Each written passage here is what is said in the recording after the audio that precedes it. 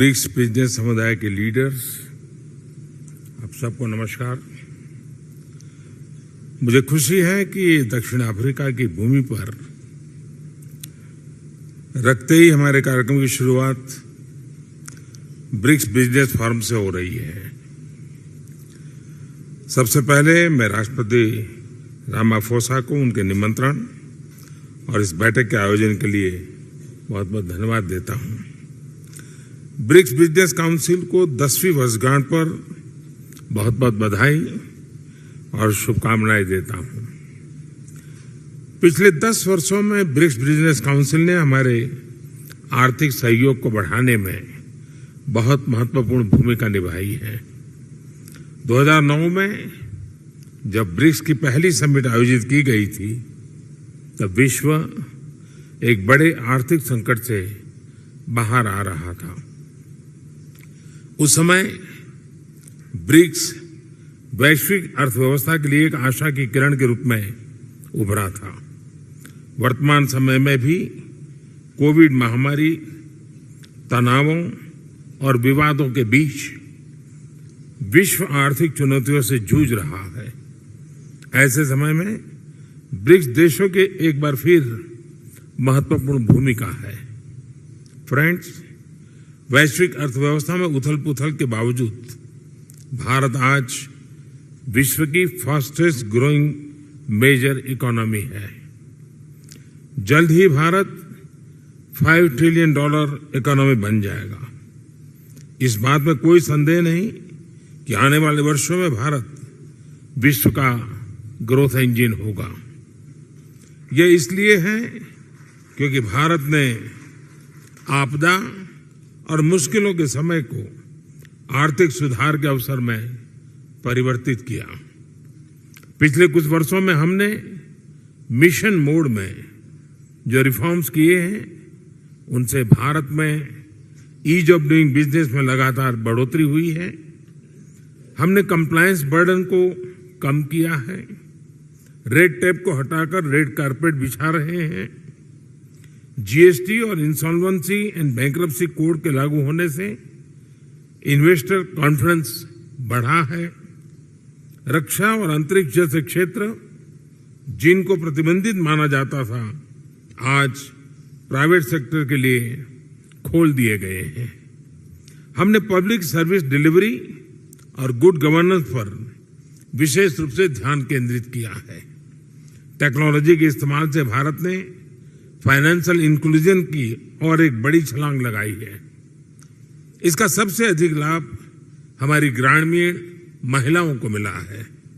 आज एक क्लिक से भारत में करोड़ों लोगों को डायरेक्ट बेनिफिट ट्रांसफर किए जाते हैं।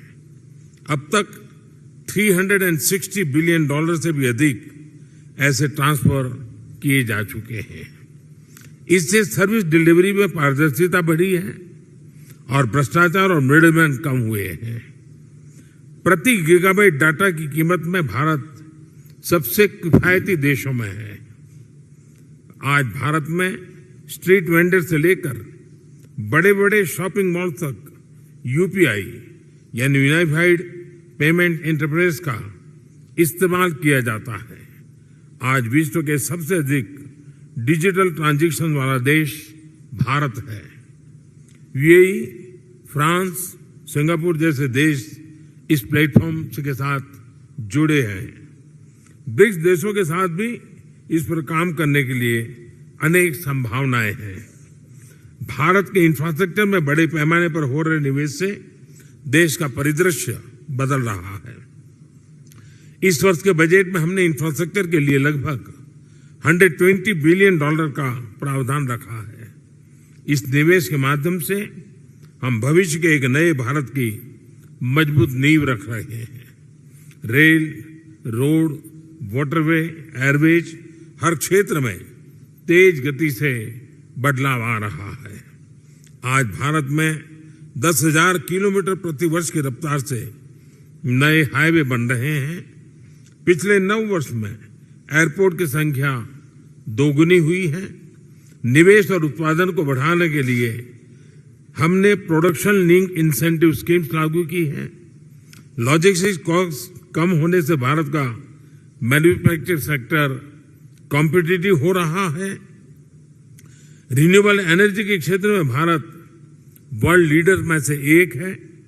हम भारत को solar energy, wind energy, electric vehicles, green hydrogen, green ammonia जैसे क्षेत्रों में ग्लोबल मैन्युफैक्चरिंग हब बनाने के लिए सक्रिय रूप से कदम उठा रहे हैं। स्वाभाविक है कि इससे भारत में रिन्यूएबल टेक्नोलॉजी का एक बड़ा मार्केट बनेगा। आज भारत में विश्व का तीसरा सबसे बड़ा स्टार्टअप इकोसिस्टम है। भारत में इस समय 100 से भी अधिक यूनिकॉर्न है। आईटी, टेलीकॉम, फिनटेक, एआई और सेमीकंडक्टर्स जैसे क्षेत्रों में हम make in India, make for the world के विजन को आगे बढ़ा रहे हैं। इन सभी प्रयासों का सामान्य जन के जीवन पर प्रत्यक्ष रूप से सकारात्मक प्रभाव पड़ा है। पिछले 9 वर्षों में लोगों की आय में लगभग 3 गुना वृद्धि हुई है। भारत के आर्थिक विकास में महिलाओं की सशक्त भागीदारी रही है। आईटी से लेकर स्पेस तक, बैंकिंग से लेकर हेल्थ केयर तक महिलाएं पुरुषों के साथ कंधे से कंधा मिलाकर देश की प्रगति में योगदान दे रही है। भारत के लोगों ने 2047 तक एक विकसित राष्ट्र बनाने का संकल्प लिया है। फ्रेंड्स, मैं आप सभी को भारत की विकास यात्रा में शामिल होने के लिए आमंत्रित करता हूं। कोविड महामारी ने हमें रेजिलिएंट और इंक्लूसिव सप्लाई चेन्स के महत्व को सिखाया है। इसके लिए आपसी विश्वास और पारदर्शिता बहुत ही महत्वपूर्ण है। हम एक दूसरे की ताकतों को जोड़कर पूरे विश्व, खासतौर पर ग्लोबल साउथ के कल्याण में महत्वपूर्ण योगदान दे सकते हैं। एक्सेलेंसी, मैं एक बार फिर ब्रिक्स बिजनेस जगत के लीडर्स को उनके योगदान के लिए बधाई देता हूं। इस मीटिंग के शानदार आयोजन के लिए मैं मेरे मित्र राष्ट्रपति रामाफोसा का भी आभार व्यक्त करता हूं।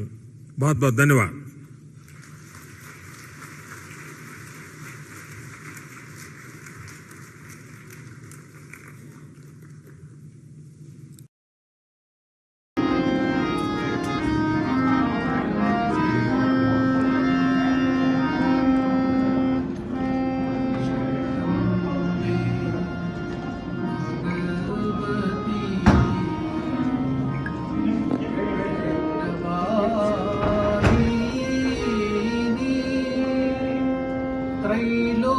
त्रैलोक्यपालिनी विश्वविनोदिनी जगदम्बे भगवती वाणी भवानी कल्याणी वरदे गीर्वाणी ब्रह्माणी